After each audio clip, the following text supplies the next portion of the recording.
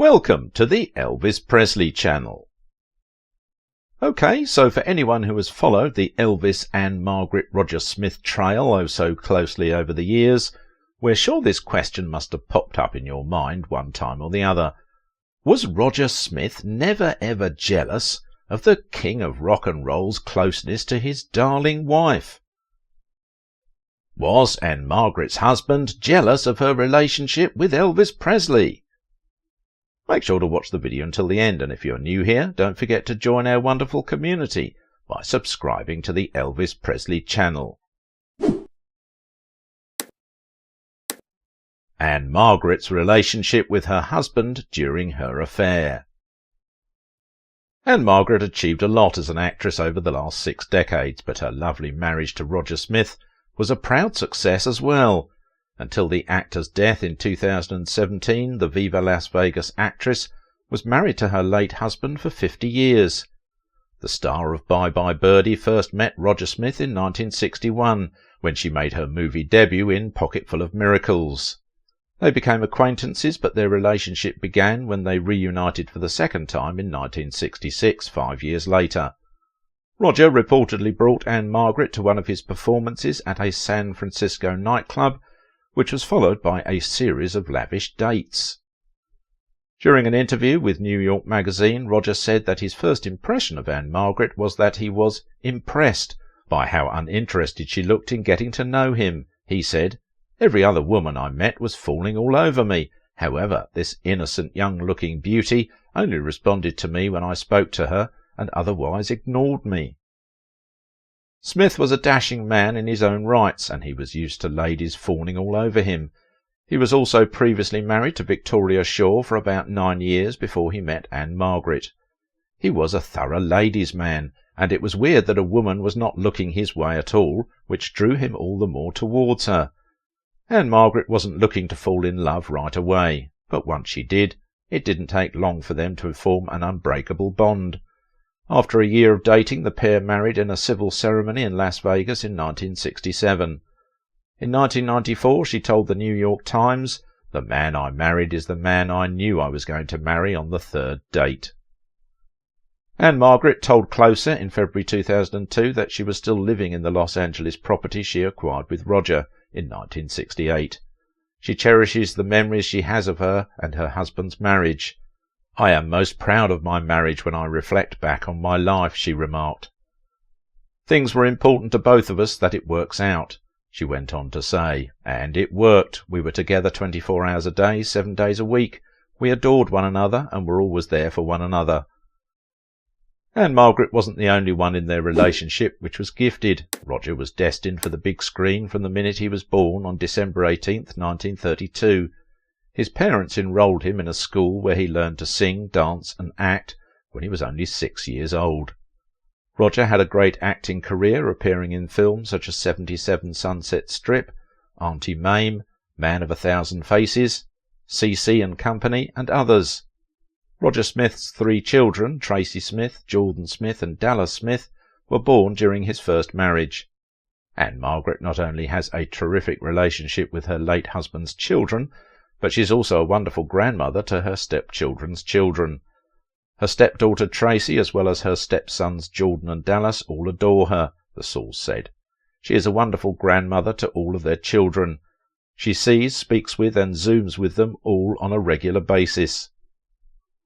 But their relationship became really interesting after Ann-Margret met Elvis Presley. Let's take a closer look at how that happened. Ann-Margret met Elvis Presley on the set of Viva Las Vegas in July of 1963, when she was 22 years old and he was 28 years old. When Elvis Presley met his co-star, he had already established himself as a well-known actor, having appeared in 14 films. Ann-Margret, on the other hand, was just getting her feet wet in the industry. Elvis was well aware that he had captured the hearts of practically every woman he had ever met. He'd even won the hearts of women he'd never met just by being every American woman's late-night fantasy. However, Ann-Margret had not expected to fall in love with him. Before filming began, she and Elvis were brought to a recording studio to record their solo numbers for the film. As they cycled through their different repertoire, singing takes after take after take, Their minds presumably strayed back to their first meeting in the darkness of MGM's studios. Then, on July 11th, Elvis and Ann-Margret went into the same little studio to record 3 duets, The Lady Loves Me, You're the Boss, and Today, Tomorrow, and Forever, beginning a smouldering relationship that would continue when principal photography began, and they headed to Las Vegas. Their courtship started in earnest here. Ann-Margret claimed that she and Elvis first thought that nothing was going to happen between them. They were just co-stars who wanted to create magic for the world to see. Soon enough, they found that it was impossible for both of them to stay just co-stars or friends even. There were times when the naughty duo would disappear into the dressing room while filming was going on, or they'd seclude themselves to bask in each other's company when it was time for dinner. Elvis and Ann-Margret's relationship was an eye-opener for them both. They discovered some things in one another that they both lacked in themselves, which made them sort of complementary. Everything they liked about life was reflected back onto them, as if they had both fallen into a hall of mirrors and decided to make it their home. They both had this insane love for music and a passion for motorcycling, and they were both dedicated to God to an extent. However, during the making of their first movie together, Ann-Margret discovered Elvis Presley's enormous ego, even in the midst of their escapades. Elvis felt that the director, George Sidney, was favouring his co-star by giving her good camera angles. In Elvis's words, he was attempting to chop me out of the image. He was somewhat correct in several ways, though. Even though it meant that Elvis had to take a back seat on occasion, it was clear that George Sidney had favoured Ann-Margret's gorgeousness and danceability in the final cut. Despite the outcry, the king found a reason to swallow his pride. It's clear from the final cut of Viva Las Vegas that even though Ann-Margret had more film exposure in the movie, Elvis had the most musical exposure, which was always the goal for him, right? Elvis had 6 solo songs compared to Ann-Margret's 2. Ann-Margret's dancing skills were obviously more pronounced, but Viva Las Vegas came off as an Elvis Presley film, with Ann-Margret as the powerful leading lady. Ann-Margret was not named in any of the pro-Presley claims as a victim of the director's apparent favouritism, and she did not address the issue in her book. However, Elvis's professional jealousy did not spill over into his personal relationship with Ann-Margret. It quickly escalated into a full-fledged love affair, according to all reports. Lamar Fike claimed, Elvis's affair with Ann-Margret was more than an affair. He was completely enamoured with her. The crew and even Elvis's friends could sense the sizzling chemistry between them. Neither of them was married, Marty Lacker added, and they actually cared a lot about each other. It was apparent that apart from the love building up between them, they were also great friends who cared about each other on a platonic level. In her autobiography, Ann-Margret, for example, avoided addressing her deep love for Elvis and instead focused on the motorbike trips and other adventures they shared as close friends. Their close relationship continued long after the filming of Viva Las Vegas was completed. Ann-Margret was claimed to be seen entering Elvis's California home late at night with her own key, and made her way up to Elvis's bedroom. She also used to write him letters and sign them Bunny or Thumper. When she contacted Graceland, she'd so cutely give them the same code names to identify herself. Elvis continued to send letters, flowers, and costly gifts to Ann-Margret, including a pink love heart bed. Their romance sadly ended abruptly in 1967. According to Ann-Margret, their love affair had to come to an end sooner or later. In her memoirs, she claimed that other elements in Elvis's life drove him apart from her, and she perfectly understood them. Elvis had always been honest with her, but the situation was still daunting. Everything came to a halt after that. They both realized the relationship had to come to an end, and Elvis had to stick to the promise he made to Priscilla, his then-fiancée. Elvis obviously had a history with Priscilla, whom he'd met way before meeting Ann-Margret in Germany. He had fallen for her purity and had promised that he would marry her, even though she was a minor. Many would frown at something like this, but it was commonplace then, so not many batted an eyelid at the relationship. When his relationship with Ann-Margret started, Priscilla was in the US as well, living with Presley in Graceland. This proves to say that he was practically cheating on his soon-to-be wife with Ann-Margret.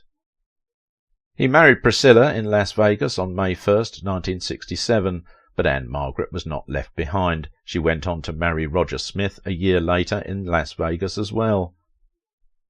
For the following 10 years of Elvis's life, he and Ann-Margret remained close friends.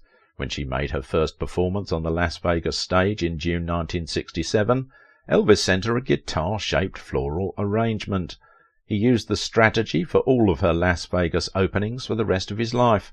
Ann-Margret was in the audience when Elvis opened at the International Hotel on July 31st, 1969, according to Lamar Fike. They would go to each other's Las Vegas shows whenever they could in the 1970s and visit afterward. Ann-Margret and Roger had a long and lovely relationship during which he assisted her in her alcoholism rehabilitation. She also looked after him while he was sick, like when he had Parkinson's disease and myasthenia gravis. Despite their separation, everyone knew that Elvis Presley held a special place in Ann-Margret's heart. After their romance ended, Ann-Margret and Presley maintained a close friendship until his death in 1977. Was Smith, on the other hand, ever envious of his wife's relationship with the King of Rock and Roll? In her 1994 autobiography, Ann-Margret, My Story, the actress answered that question.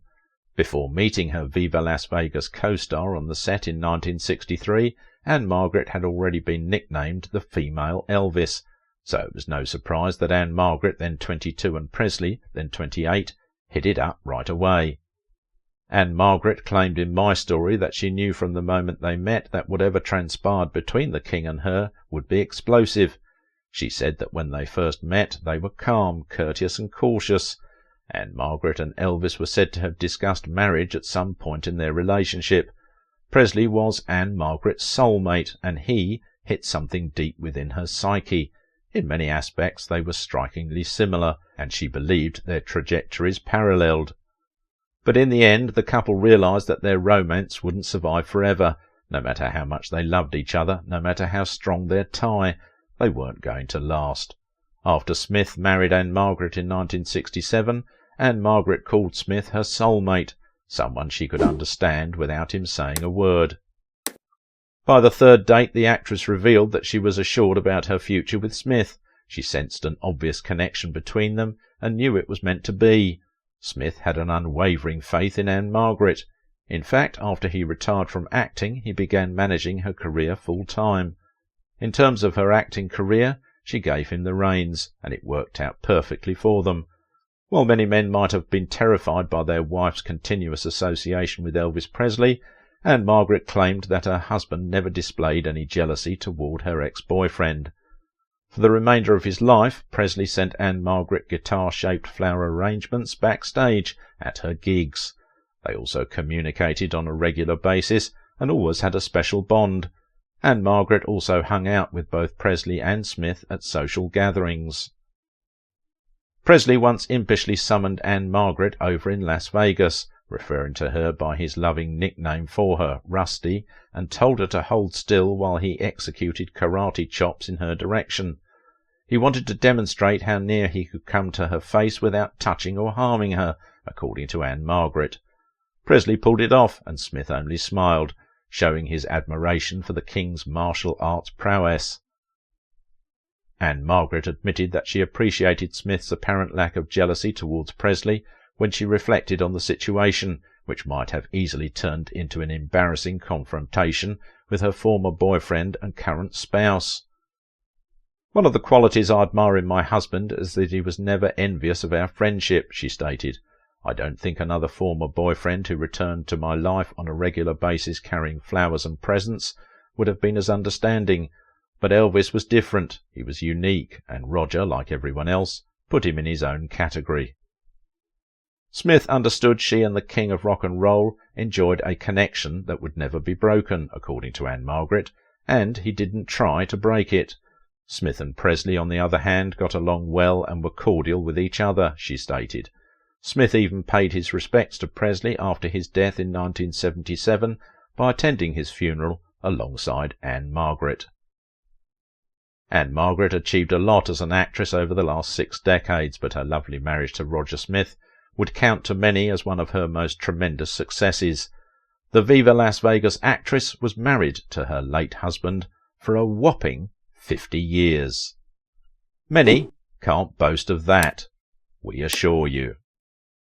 Was this all a front put off as a public show, or was Roger Smith truly not threatened by Elvis's friendship with Ann-Margret? Anyway, Ann-Margret tells you everything honestly about her relationship with Elvis in this video. Why was Ann-Margret and Elvis Presley's bonding explosive?